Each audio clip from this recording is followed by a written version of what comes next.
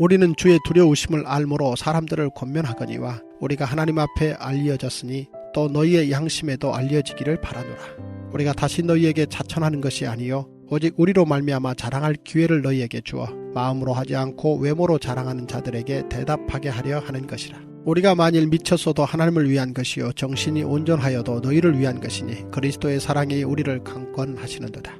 우리가 생각하건대 한 사람이 모든 사람을 대신하여 죽었은즉 모든 사람이 죽은 것이라. 그가 모든 사람을 대신하여 죽으심은 살아있는 자들로 하여금 다시는 그들 자신을 위하여 살지 않고 오직 그들을 대신하여 죽었다가 다시 살아나신 이를 위하여 살게 하려 함이라. 그러므로 우리가 이제부터는 어떤 사람도 육신을 따라 알지 아니하노라. 비록 우리가 그리스도도 육신을 따라 알았으나 이제부터는 그같이 알지 아니하노라. 그런즉 누구든지 그리스도 안에 있으면 새로운 피조물이라. 이전 것은 지나갔으니 보라 새 것이 되었도다. 모든 것이 하나님께로서 났으며 그가 그리스도로 말미암아 우리를 자기와 화목하게 하시고 또 우리에게 화목하게 하는 직분을 주셨으니 곧 하나님께서 그리스도 안에 계시사 세상을 자기와 화목하게 하시며 그들의 죄를 그들에게 돌리지 아니하시고 화목하게 하는 말씀을 우리에게 부탁하셨느니라.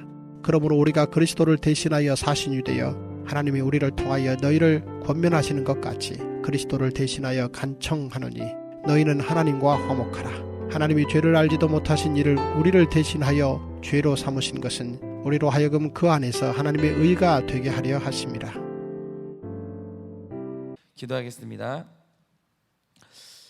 하나님, 오늘도 하나님께서 우리를 더러 하나님 자신과 화목하라고 그렇게 말씀을 하십니다.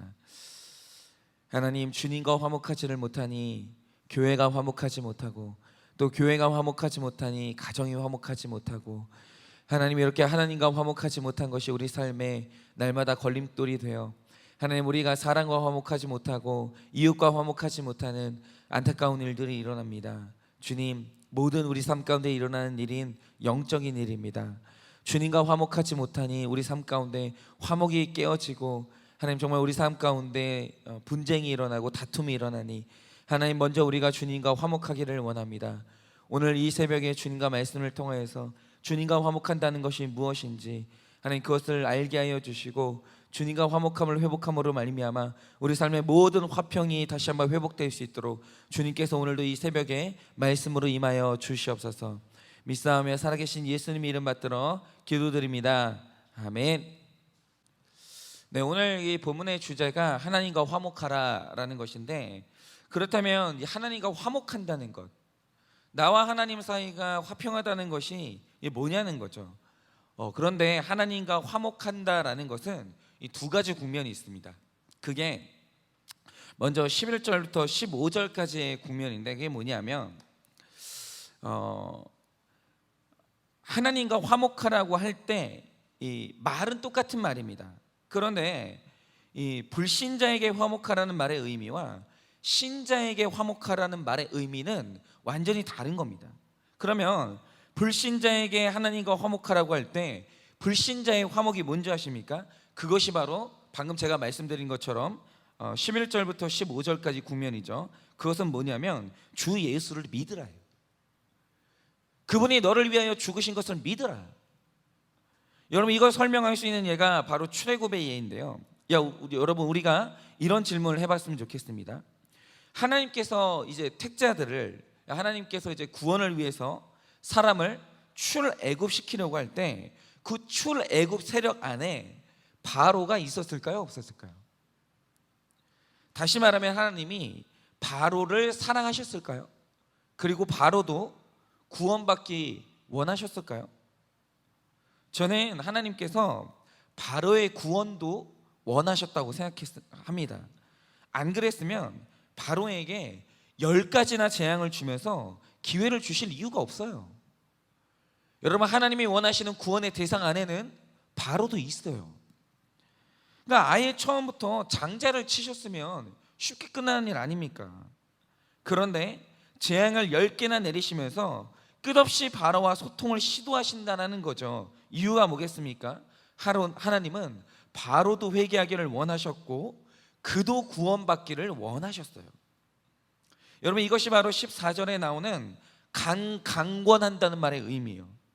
하나님은 누구에게나 복음을 강권하시고 그가 돌이키기를 원하세요.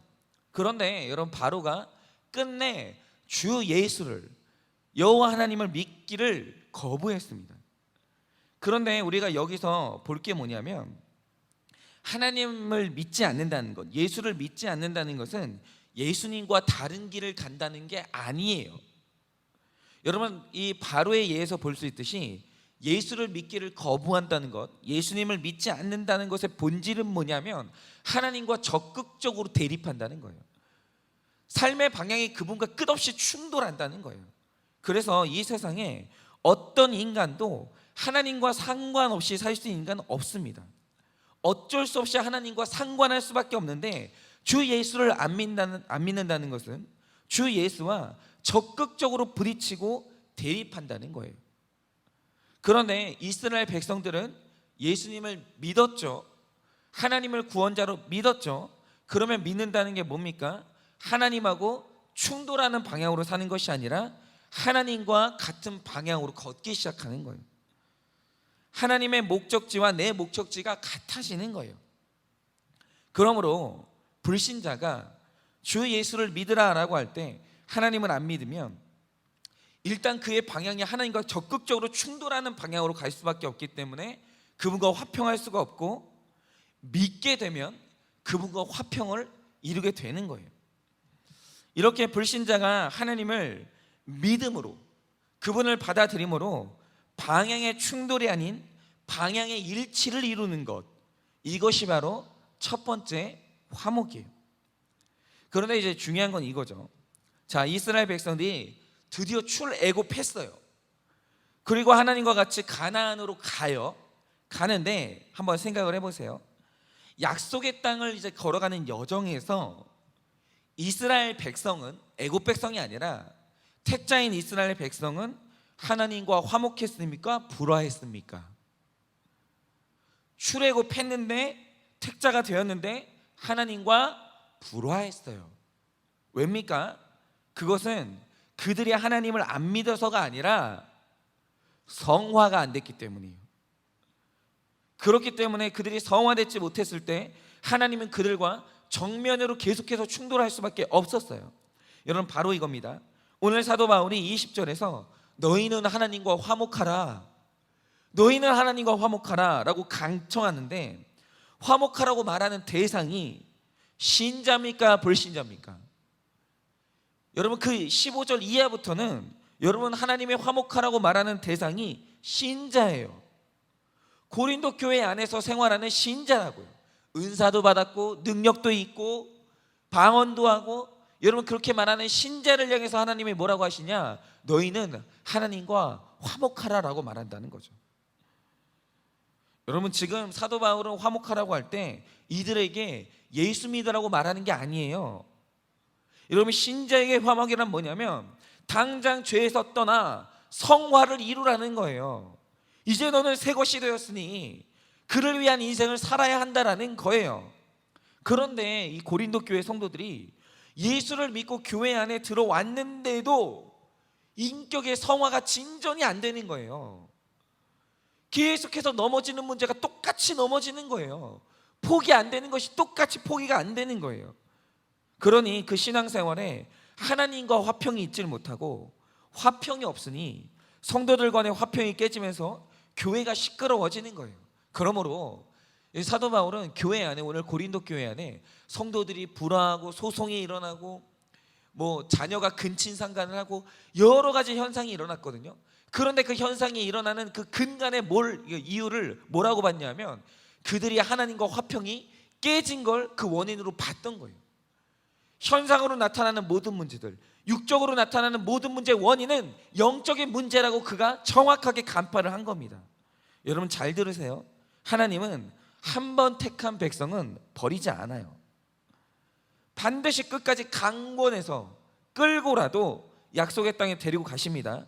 그러나 그 구원의 여정에서 죄를 버리지 못하고 탐욕을 버리지 못하고 그 혈기를 버리지 못하고 회개하지 못하는 시간이 길어지면 길어질수록 광야 기간이 늘어나요.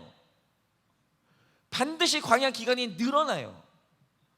그리고 그가 일평생 받아 누려야 될 하나님의 도우심과 기쁨을 그는 박탈당할 수밖에 없어요. 신자임에도 불구하고 여러분, 그가 성화가 안 되면 신앙생활이 지옥이 될 수 있어요.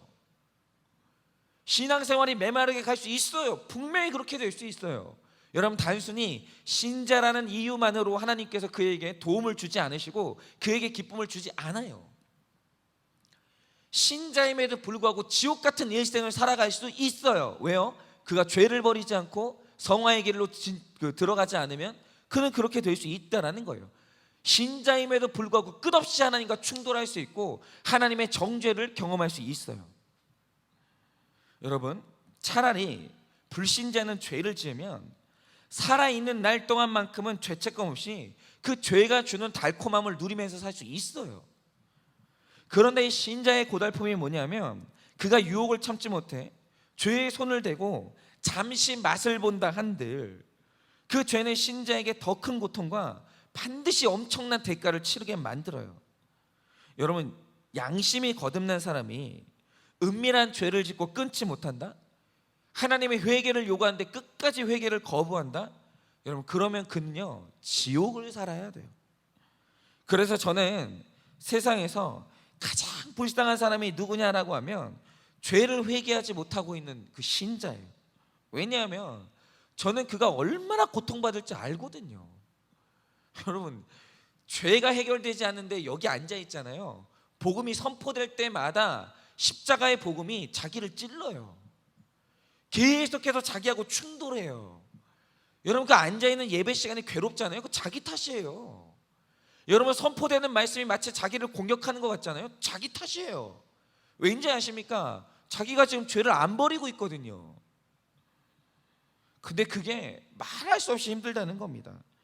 이거는 뭐 죽지도 못하고 살지도 못하는 고통 가운데서 지옥이 뭔지를 성전 안에서 체험하는 거예요. 그런데 그런 사람이 그 지옥에서 벗어나 하나님과 화평을 누리는 단 하나의 방법이 뭐냐? 수치를 무릅쓰고 회개해야 돼요. 적극적으로 죄를 버려야 돼요. 적용을 해야 됩니다. 마침내 성화를 이뤄야 돼요. 그때만 그는 하나님의 의로서 사명을 감당하게 되고 말할 수 없는 후련함과 함께 여러분, 그가 화평을 누리게 된다라는 겁니다. 여러분, 혹시 그 미국 대통령 중에 그 빌 클린턴 대통령이라고 기억하십니까?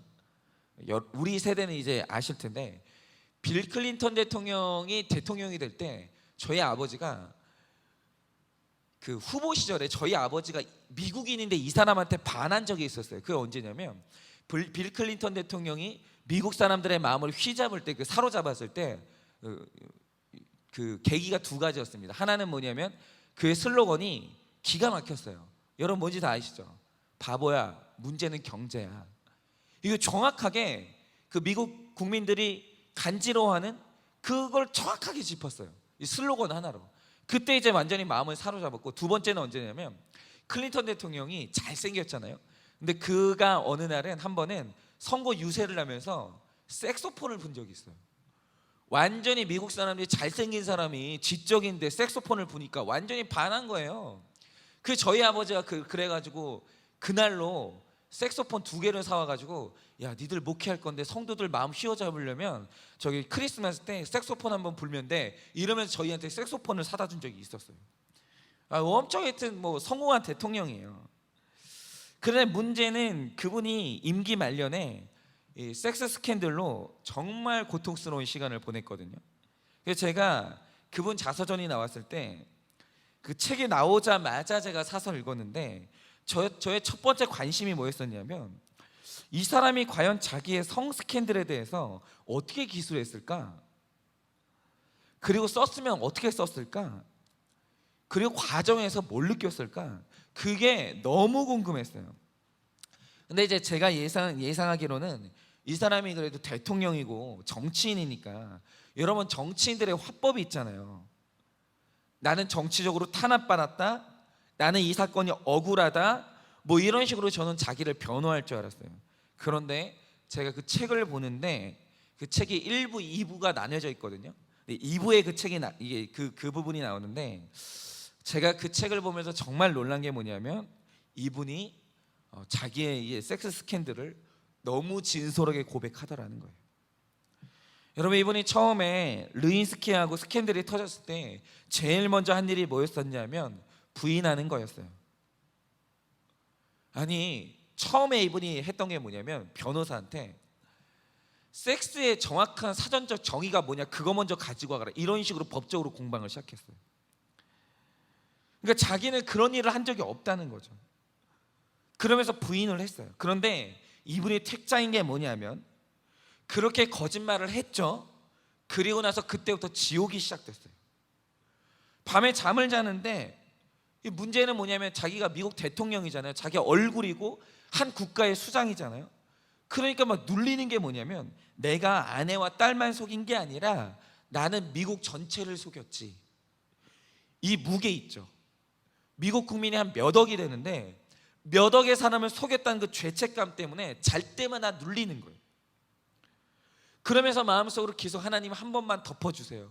하나님 이게 지나가게 해주세요. 드러나지 않게 해주세요. 다음부터 이러지 않을게요 라고 바라는데 점점 구체적으로 드러나면서 검사가 물질적인 뭐 증언, 물증들을 계속 이제 드러내면서 이제 목을 죄어오니까 관련된 사람들이 미워서 견딜 수가 없다라는 거예요. 여러분, 만약에 이 클린턴이 이 민주사회의 통치자라 이제 다행이지, 만약 그 사람이 절대 왕정 시대의 왕이었다면 그도 다윗처럼 관련된 모든 사람을 죽여서 증거를 없앴을 거예요. 아니, 그가 그렇게 하고 싶더라는 거예요. 그런데 그럴 수가 없이 계속 이렇게 관련자들이 살아있으니까 증언이 나오고 증거가 나오는 거예요. 목을 죄기 시작하는 거예요. 그렇게 지옥 같은 시간을 살다가 어느 날 그분이 이제 해외 순방을 갔어요. 해외 순방을 갔다가 누굴 만났냐면 남아프리카 공화국의 지도자죠. 만델라를 만났어요. 마음이 너무 괴롭고 이게 순방을 가면서도 너무 힘이 드니까 클린턴이 대화를 하다가 사적인 질문을 한 거예요. 그게 뭐냐면, 대통령님, 당신이 무려 27년 동안 정적들에 의해서 부당한 감옥 생활을 했지 않냐고. 그러니까 이 화법에 이제 묻어나는 게 뭐냐면 자기의 성 스캔들을 드러내고 있는 모든 세력을 자기 정적이라고 생각한 거예요. 그리고 그때만 해도 이게 자기가 정치적으로 탄압받는다고 생각을 했던 거예요. 그래서 이제 물어본 거죠. 그렇게 적들한테 부당한 감옥 생활을 했는데 밉지 않냐고, 복수하고 싶지 않냐고, 이렇게 물어본 거예요. 그러니까 이 만델라가 뭐라고 대답했냐면 이렇게 대답한 거예요. 물론 상상도 못할 만큼 미웠다고.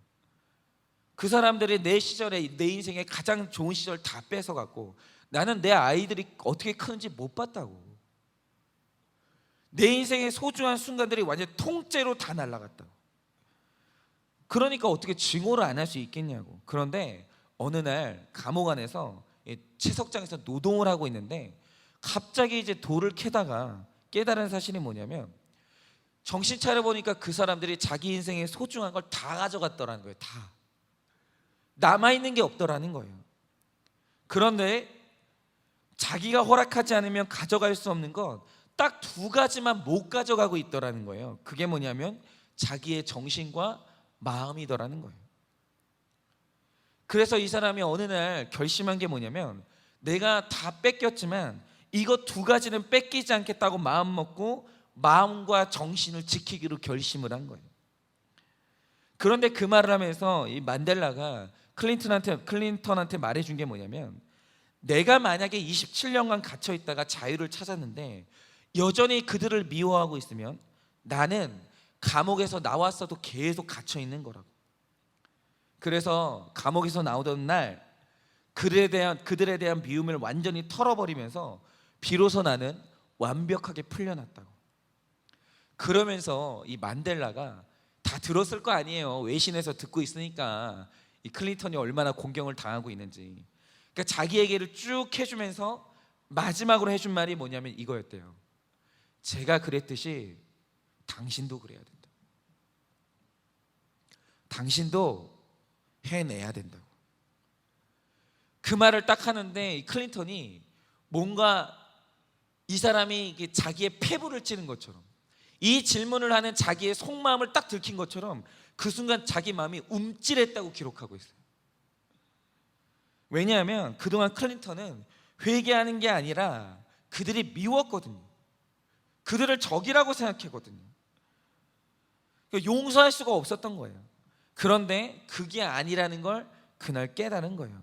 그래서 한 일이 뭐냐면 결국 이 모든 사람들 앞에서 자기가 부적절한 만남을 가졌고, 자기가 수많은 사람들을 속였고, 자기가 자기 아내와 자녀를 실망시켰다는 걸 모든 사람이 보는 그 방송에서 인정을 했어요. 그리고 그 다음에 한 게 뭐냐면 한 달에 한 번씩 목사님을 만나서 자기를 직면하고 자기가 왜 이런 범죄를 저지를 수밖에 없었는지에 대해서 직면하는 시간을 가졌는데, 그 목사님이 누구냐? 그 목사님이 바로 성적인 죄를 저질렀다가 참된 회개를 하고 하나님과 교인들로부터 용서를 받아서 살아난 경험이 있는 고든 맥도널드 목사님하고 그가 회복을 하기 시작한 거예요. 그러니까 이런 거죠. 그 고든 맥도널드 목사님 먼저 회개 가운데 먼저 하나님과 화평을 이뤘고, 이제는 회개를 하니까 자신이 하나님의 이 화평의 사도가 돼서, 이 사자가 돼서 이제 죄로 넘어진 미국의 대통령을 회개 가운데 다시 이렇게 세운 거예요. 여러분, 바로 이겁니다. 우리는 누구나 다 넘어져요.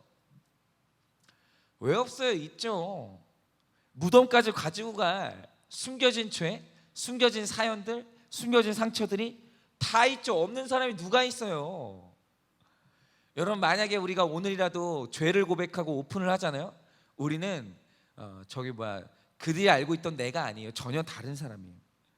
그런데 그 가운데서 우리를 다시 화평에 이르게 하는 일은 진실로 회개하고 의를 이루는 일, 성화를 이루는 거예요. 회개하셔야 돼요. 오픈하셔야 돼요. 그런데 내가 회개하고 하나님과 화평함으로 다시 살아나면 그때부터 나만 살아나는 게 아니라 그때부터는 나도 사는데 남도 살리는 사명의 길, 회복의 길, 전혀 다른 인생의 길을 갈 수 있다라는 거예요. 그러므로 오늘 하루 여전히 해결되지 않고 해석되지 않고 있는 나의 죄, 나의 지난날의 상처를 버리고 하나님과 화평을 이루시기를 바랍니다. 그리고 나서 남은 인생은 나의 회복을 통해서 다른 사람의 회복도 이루고 화평도 이루는 사명의 인생을 사시는, 사절단의 인생을 사시는 여러분들 되시기를 예수님의 이름으로 축원을 드립니다.